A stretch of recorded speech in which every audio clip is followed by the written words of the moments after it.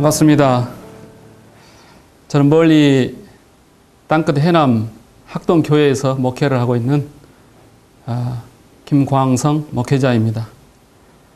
제가 제 삶 가운데서 하나님께서 저를 어떻게 공의를 여겨주셔서 저를 구원하셨는지 구원에 대한 간증을 GNTV 시청자 여러분 앞에서 간증하게 되어서 기쁘고 감사합니다.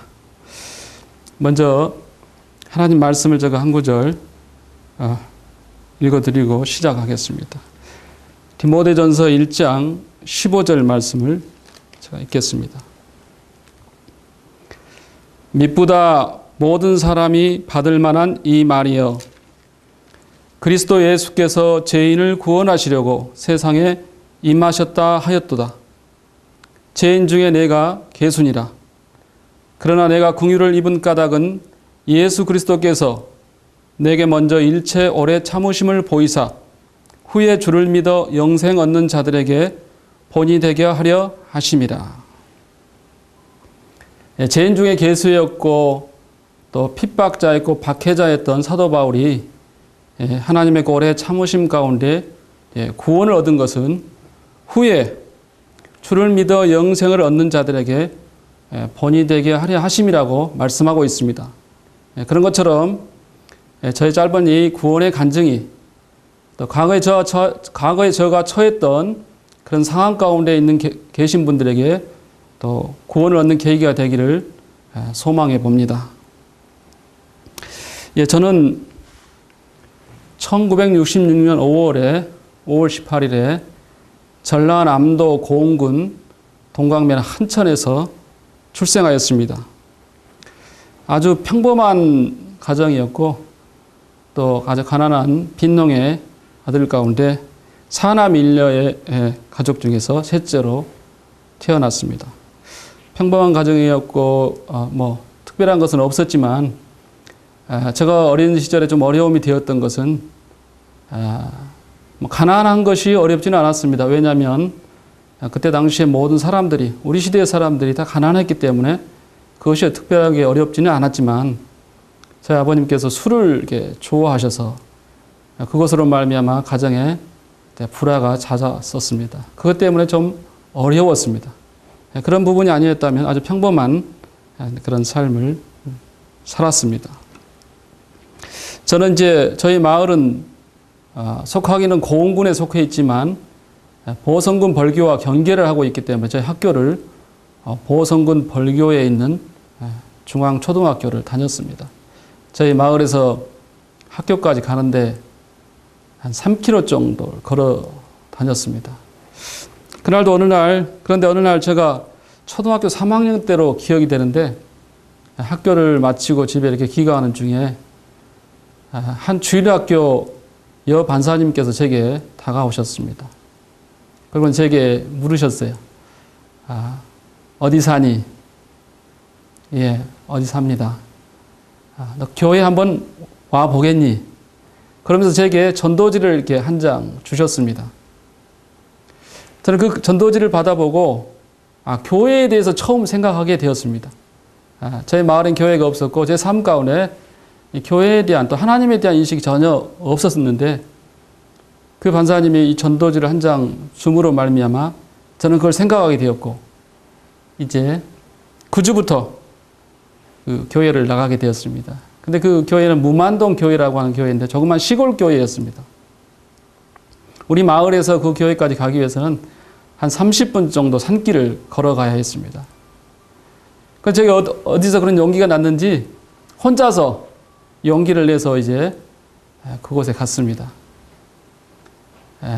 그곳에 갔더니 같은 학교에 다니는 또래 친구들이 몇이 있었고 또 놀란 것은 제 마을보다 더 멀리 산 마을에 제 친구가 한 사람 그 교회로 나오고 있었습니다. 그래서 그 교회에 제가 출석하면서 생활하는데 어려움이 없었습니다. 아는 학생들이 많이 있었기 때문이죠. 그곳에 출석하면서 찬양을 배우고 말씀을 듣고 여러 가지 재미있는 게임을 하고 또 맛있는 간식도 먹을 수 있었고 또 이제 상품도 많이 탈 수 있었습니다. 그때는 노트와 연필을 주었는데 그런 것들이 다 귀하던 시절이었습니다. 시골에 살면 다양한 즐거움들이 없었는데 교회 주일학교 출석하니까 그런 즐거움들이 제게 있었고 또 때때로는 주일학교를 마치고 친구들 함께 벌교에 있는 읍내에 나가서 만화 영화를 보면서 또 즐거운 시간을 보내고 또 그것을 마을에 와서 친구들에게 자랑하곤 했었습니다. 이제 그런 생활들이 초등학교 다니는 동안에 있었고 제가 중학생이 되면서 저희 마을에 변화가 있었는데 저희 마을에 이제 교회가 생기게 되었습니다. 초등학교 1학년 때 한 젊은 전도사님이 한 분이 오셔서 저희 마을 회관에서 이제 교회를 시작했습니다. 마을 회관을 빌려서 아이들에게 율동을 가르치고 말씀을 가르치고 그러면서 예배당을 이제 건축을 시작하게 되었습니다. 저는 그분을 따라서 열심히 따라다니면서 도왔습니다. 그 예배당을 지을 때 기억이 새롭습니다.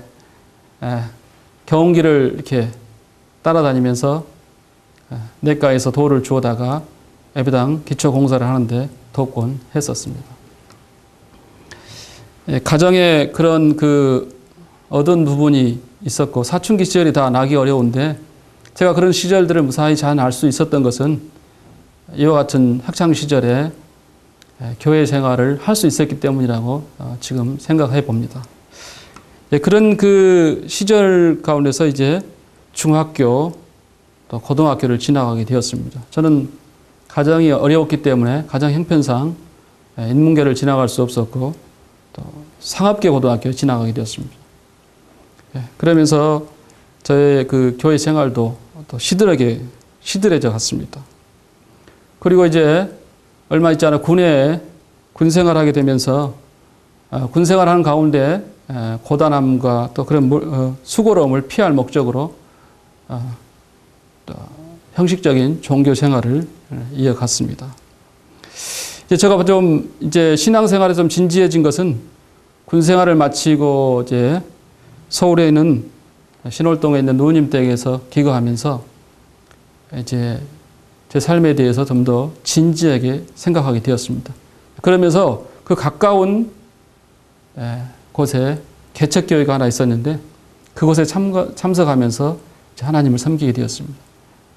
새벽 기도 또 여러 가지 전도 활동 여러 가지 부분에서 제가 열심히 그곳에서 봉사를 하니까 담임 목사님께서 제게 청년 집사직을 주겠다고 이렇게 말씀하셨습니다. 그런 가운데 그런 와중 속에서 제가 이제 취직 시험을 준비하게 되었고 시험을 봐서 합격하면서 제 근무지가 목포로 이렇게 발령이 났습니다. 목포는 제게 전혀 연고가 없는 곳이었습니다. 무연고 지역이었죠. 그런데 나중에 이제 지나놓고 보니까 그것은 하나님께서 저를 구원하기 위한 하나의 가정 중에 하나였던 것을 제가 알게 되었습니다. 제 직장은 금융계통에 이른 직장이었습니다. 제가 목포에 근무하면서도 초기에 몇 달 동안은 한 달에 한 번씩 서울에 있는 그 개척교회를 방문해서 예배를 드리고 또 월급을 받은 11조를 그곳에 드리곤 했었습니다.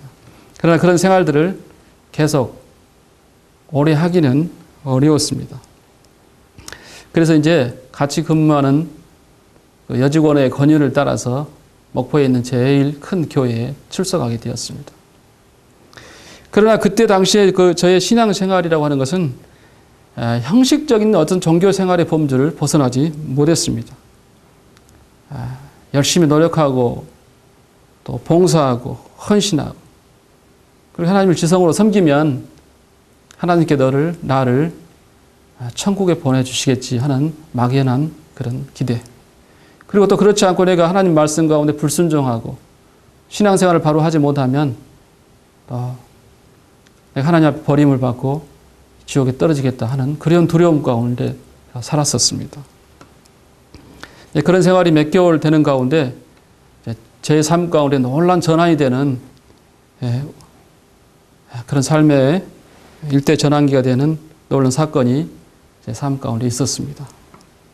1989년 11월 그날도 여느 때처럼 하루 일과를 마치고 이제 퇴근하기 위해서 버스를 타기 위해서 기다리고 있는데 서너 명의 그 학생들이 무엇인가 이렇게 나누어 줬습니다. 저에게도 그것이 와서 받아보았더니 그것이 바로 복음 집회 초청장이었습니다. 제가 버스를 타고자 하는 곳에 바로 뒤쪽에 예식장이 하나 있었는데 목포 중앙예식장이라고, 그 중앙예식장에서 3박 4일 동안 복음 전도 집회를 한다는 내용이 있습니다. 그 초청장을 저는 받아서 이제 버스를 타고 가면서 그 초청장 내용을 읽어봤는데, 그 초청장 내용은 한 전도자님의 한 전도자의 구원의 간증이 실린 그런 초청장이었습니다. 그분은 모태신앙이었고 어렸을 때부터 하나님에 대한 열심이 아주 특심해서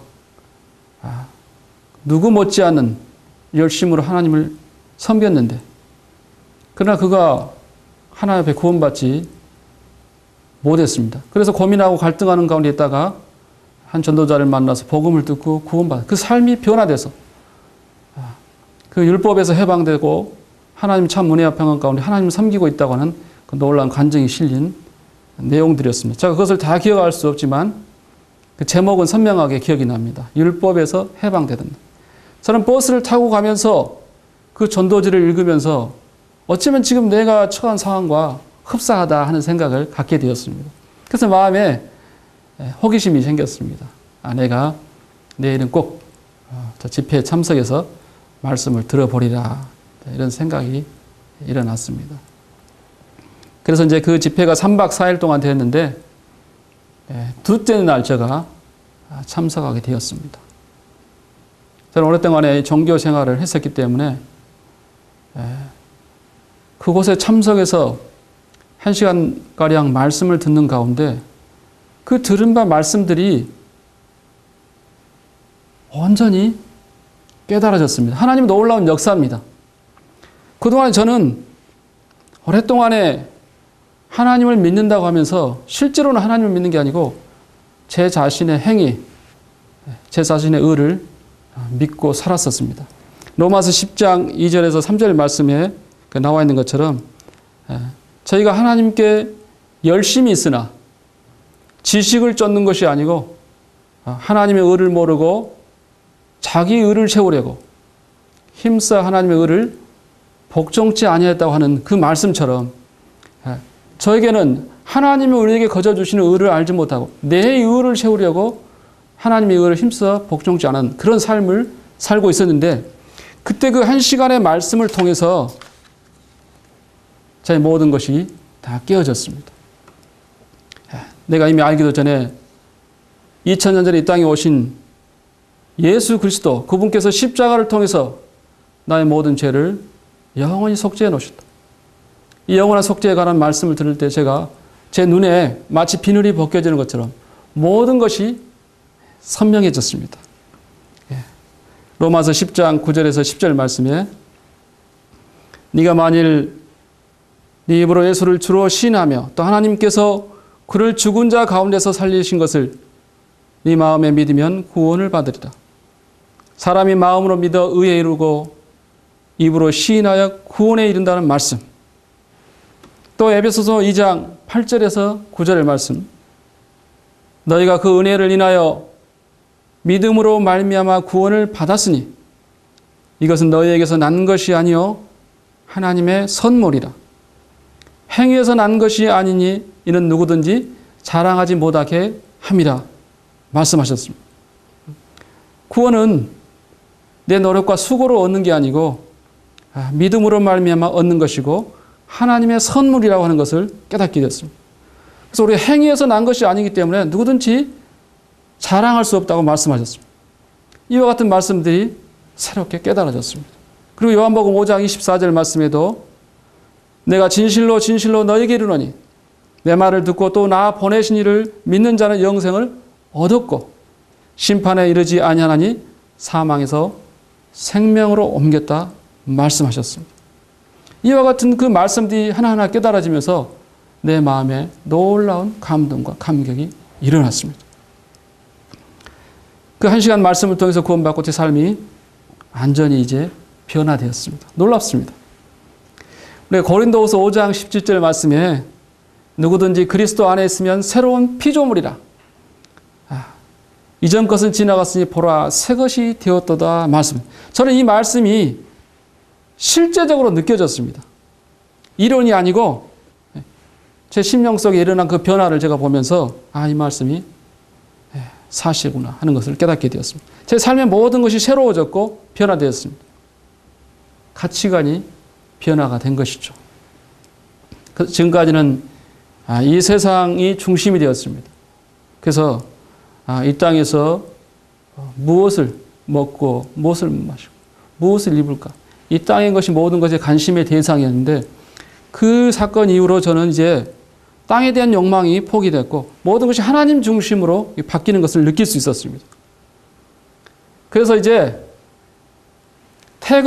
직장 일을 마치고 퇴근하면은 자동적으로 교회 예배당에 갔습니다. 그곳에 가면은 청년들이 이렇게 와 있고 하나둘 모이게 됩니다. 그럼 약속한 것이 아니고 자동적으로 그렇게 되었던 것입니다.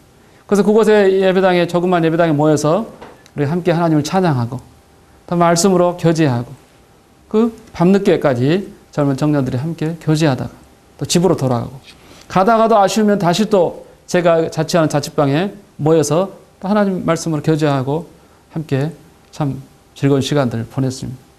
이와 같은 것들이 제 삶 가운데 자연스러운 변화로 나타나게 되었습니다.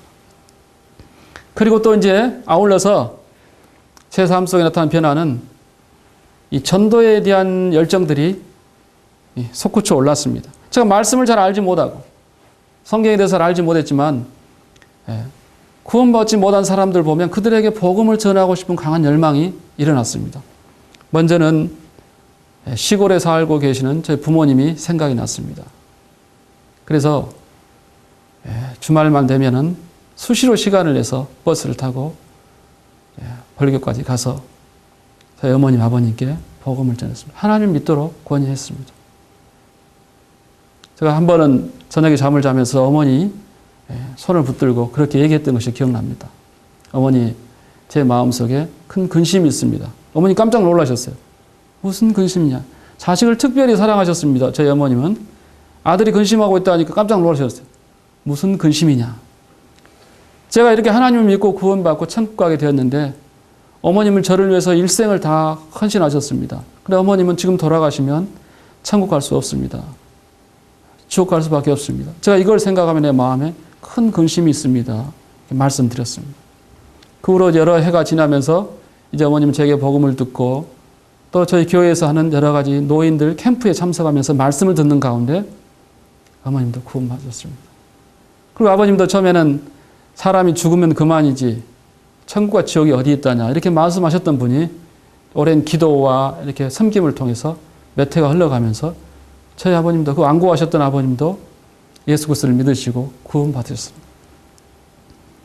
그리고 직장일 때문에 그 날마다 술에 절어 사시던 저 형님도 서울에 살고 계셨는데 저의 권유와 또 기도를 통해서 어느 날 마음의 변화를 일으키시고 이제 교회에 참석해서 말씀 듣는 가운데 구원받으시고 그런 술에 절어 살던 삶을 다 청산하시고 그리스도 안에 새로운 삶을 살게 되셨습니다. 제 바로 밑에 있던 동생도 군에 제대하고 제가 살고 있던 목포에 와서 함께 기거하게 됐는데 자연스럽게 복음을 듣게 되면서 예수님을 영접하고 구원받게 되었습니다. 아직 구원받지 않은 가족들이 있습니다만은 이와 같은 변화들이 제 삶 가운데서 나타나게 되었습니다. 그리고 직장에 근무하면서 직장 동료들에게도 열심으로 복음을 전했습니다. 이건 다 쉽지는 않았습니다. 많은 해방과 방해들이 있었습니다. 그럼에도 불구하고 열심히 복음을 전했고 이것 때문에 때때로 제가 또 이분들에게 미움을 받기도 했었습니다. 또 업무상에 알게 된 여러 관계되는 사람들에게도 복음을 전했습니다. 저는 저의 그 직장은 어음 수표를 현송하는 현송 업무를 일부 하고 있었는데 아침 새벽에 차를 타고 광주까지 이렇게 현송을 담당했습니다.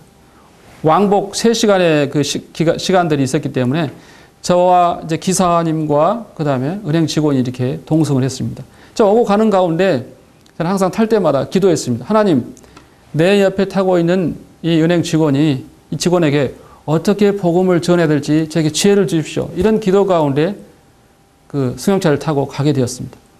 그래서 그 사람들에게 오고 가면서 복음을 수도 없이 전했습니다.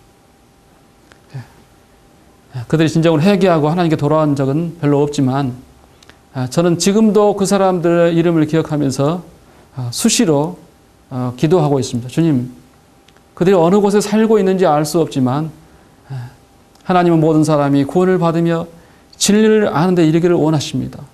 그분들의 영혼을 불쌍히 여기시고 구원해 주옵소서. 이렇게 기도합니다. 그들 가운데 구원 얻는 자가 있어서 나중에 하나님 앞에서 다시 만나기를 진심으로 바라는 마음이 있습니다. 예. 저의 인생 가운데 결정적인 역할을 했던 것은 이 전도지 한 장이었습니다. 어떤 분의 간증이 기억납니다. 그분은 젊었을 때 대단히 강팍한 삶을 살았는데 어느 날 화장실에서 영문을 보고 그곳에 있는 조그만 종이 쪽지를 보고 읽었는데 그게 전도지였습니다. 그 전도지를 읽으면서 그분이 구원받았다는 간증을 들었습니다. 저의 삶 가운데서도 이 2번의 기회, 한 번은 초등학교 3학년 때 한 주일학교 여반사님이 건네주신 그 전도지를 받고 제가 주일학교에 출석하게 되었고 그곳에서 하나님 말씀을 들으면서 하나님과 관계를 맺게 되었습니다. 그리고 제가 이제 24살 청년 때 이 세상에 대한 꿈과 야망이 왕성할 때 그 학생들이 나눠준 그 한 장의 초청장, 그 초청장을 제가 받아들고 집회에 참석해서 말씀을 듣는 가운데 제가 구원받고 제 삶이 놀랍게 변화되었습니다. 이런 것들을 생각하면서 저는 다른 사람에 비해서 비교적 쉽게 예수님을 영접했습니다. 구원받았습니다. 그런데 저의 입장에서 이거 쉬운 것이지만 하나님께서는 일찍이부터 저의 삶을 주목하셨고 제 삶의 생사 여러 가지 위험이 여러 번 있었는데 그런 위험 가운데 저를 보호하셨다가 하나님의 은혜 때문에 저를 부르셔서 구원하셨습니다. 무려 저를 24년 동안이나 기다리셨습니다. 24년 동안. 그런 가운데 저를 구원하셔서 이제 비로소 하나님의 영광을 위해서 살도록 제 삶을 이끌어 주셨습니다. 제가 구원받고 얼마 있지 않아서 한 번은 직장일로 서울을 이렇게 방문하게 되었습니다. 지하철을 타고 가는 가운데 아주 빽빽한 그 사람들 속에서 제 마음속에 그런 생각이 일어났습니다. 소리치고 싶은 마음이 충동이 일어났습니다. 여기에 계신 여러분들, 이 가운데 나처럼 예수 그리스도를 믿음으로 구원받은 사람이 있으면 손들어 보세요. 이렇게 소리치고 싶었습니다. 근데 제가 용기가 없어서 실제로 행하지는 못했습니다. 예. 하나님은 구원의 길을 모든 사람에게 열어놓았습니다. 그러나 모든 사람이 구원을 받는 것은 아닙니다.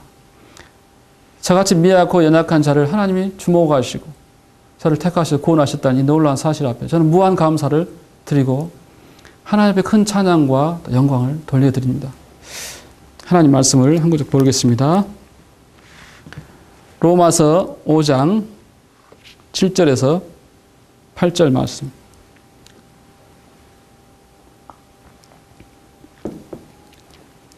제가 읽어드리겠습니다. 의인을 위하여 죽는 자가 쉽지 않고 선인을 위하여 용감히 죽는 자가 혹 있거니와 우리가 아직 죄인 되었을 때 그리스도께서 우리를 위하여 죽으심으로 하나님께서 우리에 대한 자기의 사랑을 확증하셨느니라. 그러면 이제 우리가 그의 피로 말미암아 의롭다 하심을 받았으니 더욱 그로 말미암아 진노하심에서 구원을 받을 것이니. 예, 우리가 살고 있는 이 세상 가운데서도 의인을 위하여 죽는 자가 쉽지 않고 선인을 위하여 죽는 자가 혹 있습니다. 가끔씩 또 매스컴을 통해서 다른 사람을 위해서 자신의 삶을 과감히 던진, 포기한 그런 사람들 기사를 봅니다. 그런 기사를 보면서 우리는 참 놀라움을 금치 못합니다. 다 이기적이고 자기 자신의 유익만을 위해서 사는 세상 가운데서 다른 사람을 위해서 자기 목숨을 내놓는다고 하는 것은 얼마나 아름답고 고귀한지요. 그런 사람들을 볼 때 우리는 대단히 감동을 받게 되고 존경하는 마음을 갖게 됩니다. 그런데 여기 하나님께서는 비교할 수 없는, 하나님의 그 영광스러운 것과 비교할 수 없는 정말 무가치하고 죽은 개와 같고 벌레와 같고 구더기와 같은 인생들을 위해서 하나님의 아들 예수 그리스도를 보내주셔서 그분이 우리의 모든 죄를 짊어지고 십자가에 돌아가 죽으시고 또 3일 만에 부활하셔서 우리를 구원하시고자 하시는 모든 일들을 이루어 놓으셨습니다. 이 하나님의 사랑을 어찌 우리가 사람이 사람을 사랑하는 사랑에 비교할 수 있겠습니까? 하나님께서 우리를 그 사랑하신 사랑을 어찌 사람이 사람을 사랑하는 사랑에 비교할 수 있겠습니까? 우리가 아직 죄인 되었을 때 그리스도께서 우리를 위해 죽으심으로 하나님께서 우리에 대한 자기의 사랑을 확증하셨죠. 이 하나님께서 우리에게 나타내 주신 그 사랑, 참으로 얼마나 귀하고 소중한지 알 수가 없습니다. 제가 언젠가 신문을 보면서 신문에 그런 기사가 실렸었습니다. 그걸 보면서 깜짝 놀랐는데요. 어느 청년이 해병대를 전역을 했습니다. 충남 태안에서 있었던 사건이었습니다. 해병대 그 힘든 과정을 마치고 전역을 했는데 어느 여름에 친구들과 함께 이제 해수욕장에 놀러를 갔습니다. 그곳에서 친구들과 재미있게 물놀이를 하고 있는데 어린 아이들이 서너 명이 보트를 타고 놀다가 보트가 이렇게 엎어지면서 아이들이 물에 빠졌습니다. 그래서 아이들이 소리를 치고 여러 사람들이 소리를 치는 상황이 발생했습니다. 그때 이 청년은 자기가 해병대 출신이기 때문에 수영을 잘 하죠. 그래서 그 청년은 그 물속에 뛰어들어서 아이들을 차근차근 구원하기 시작했습니다. 그래서 그 정확한 인원을 제가 알 수 없지만 그 아이들을 다 구하고 나서 그는 그만 힘이 다해서 익사하고 말았는데 이제 문제는 그 소식을 듣고 이제 그 부모들이 찾아와서 그 아들의 시신을 붙들고 울지 않았겠습니까? 통곡하면서 울었습니다. 그 해병대 그 힘든 과정을 마치고 이제 저녁에서 너무 좋았는데 그런 날벼락 같은 소식을 들었을 때 얼마나 충격을 받았겠습니까? 그래서 그 부모들은 목 놓아 통곡하면서 아들의 이름을 불렀는데 정말 충격적인 것은 그렇게 해서 살려줬던 그 아이들의 부모들이 한결같이 한 사람도 남지 않고 그 아이를 데리고 다 집으로 가버렸다는 것입니다. 저는 이 기사를 신문을 보면서 충격을 받았습니다. 어찌 인간으로서 그럴 수 있단 말인가. 아무 상관도 없는 자기 자녀를 위해서 젊은 청년이 애매하게 죽음을 당했는데 그에게 당연히 와서 그 부모에게 살해하고 엎드려 같이 눈물을 흘리면서 그 아픔을 위로하는 것이 당연할진데 자기에게 혹시 어떤 불이익이 일까 싶어서 한결같이 그 부모들이 자기 자식을 데리고 다 집으로 가버렸다는 거예요. 그래서 그 청년의 부모들은 자기 아들이 누구를 위해서 죽었는지도 알 수 없게 되었습니다. 참으로 매정한 그런 부모들이었습니다. 저는 이 기사를 보면서 우리 주님의 사랑을 떠올리게 되었습니다. 그리스도께서 벌레와 같은 참으로 무익한 인생들을 위해서 이와 같이 십자가에서 애매한 고난을 받고 죽으셨는데 오늘 얼마나 많은 사람들이 이 그리스도 사랑을 무시하고 업신여기는가.